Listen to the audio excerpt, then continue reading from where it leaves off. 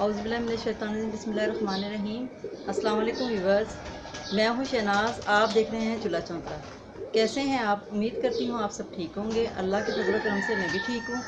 आज मैं बनाऊँगी इमली और आलू बुखारे का शरबत। चले आएँ इमली और आलू बुखारे का शरबत बनाना शुरू करते हैं। बिस्मिल्लाहिर्रहमानिर्रहीम। शरबत बनाना शुरू करते हैं। आलू बुखारा मैंने 1 घंटा पहले भिगो लिया था। पहले इसका पानी हम डालेंगे। 2 कप चीनी है, ये इसमें डालेंगे। बिस्मिल्लाहिर्रहमानिर्रहीम। चीनी को हमने मेल्ट करना है हल्की हल्की आंच पर। आलू बुखारे का सिर्फ पानी डालना है, आलू बुखारा नहीं डालना, वो हमने एंड में डालना है। आलू बुखारा माशाल्लाह से चीनी हमारी मेल्ट हो गई है। अब हम इसमें इमली का पानी डालते हैं। इमली को मैंने 1 घंटा भिगो दिया था और इसकी गुठलियाँ निकाल के इसको ग्राइंड कर लिया और छन्नी के साथ छान लिए। ये तकरीबन 2 गिलास पानी है। अब इसमें हम ये ऐड करेंगे। बिस्मिल्लाहिर्रहमानिर्रहीम।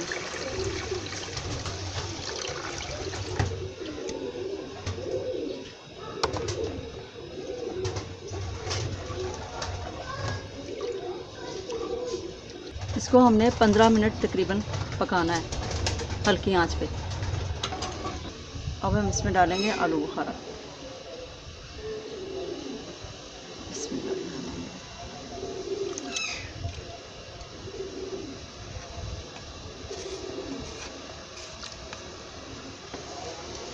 अब इसमें डालेंगे 1 चम्मच काला नमक।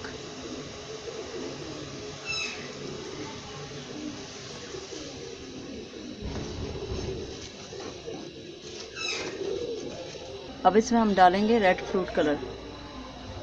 इसको हमने थोड़ा सा डालना है कलर के लिए।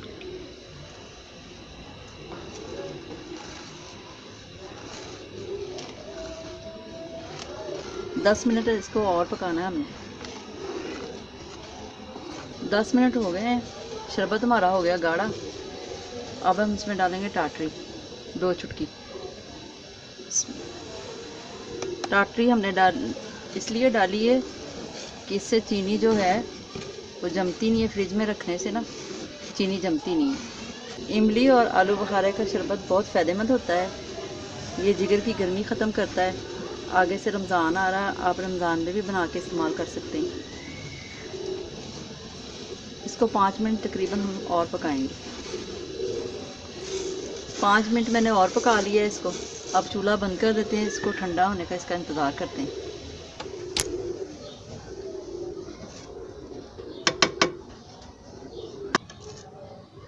बिस्मिल्लाहिर्रहमानिर्रहीम।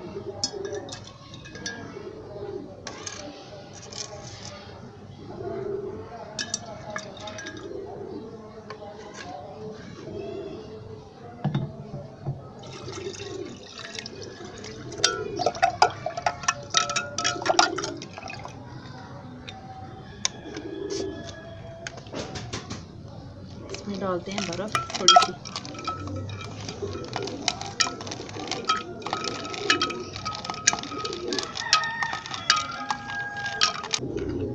इसको अच्छी तरीके से मिला लेते हैं।